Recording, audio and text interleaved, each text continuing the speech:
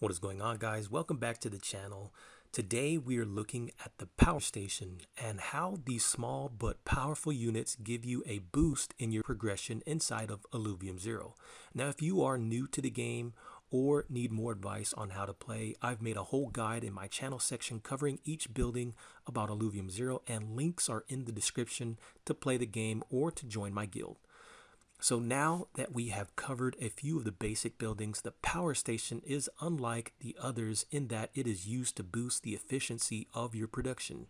Think of it as a way to increase the important stuff you create in the game, only it doesn't create stuff itself, it simply gives other buildings a boost.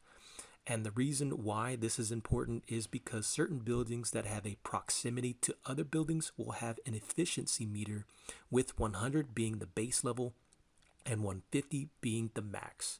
So in other words, when you put, for example, a carbon converter next to a hydrogen converter, these two elements don't do well together, which forces them to have a lower efficiency rate due to their proximity together.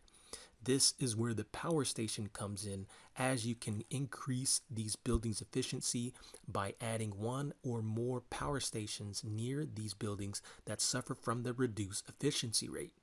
Now, I have gone crazy putting power stations everywhere inside some of my land plots. However, we don't know if the max number of power stations will be the same when the game goes live. So you may need to use caution of which element or fuel you prioritize over others that would require a power station for your land plot.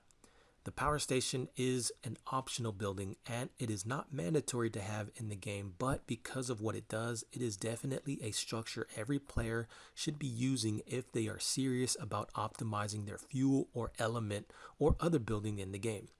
And one last thing, even though every building can have an efficiency meter, this does not mean it needs a power station.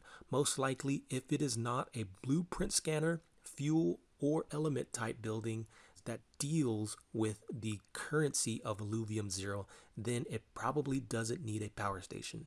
So I hope that covers everything for you about the power station. And again, I am making a whole playlist of buildings inside the game to get you up to speed if you're trying to learn more about Illuvium Zero. So be sure to subscribe and I will check you guys out on the next episode.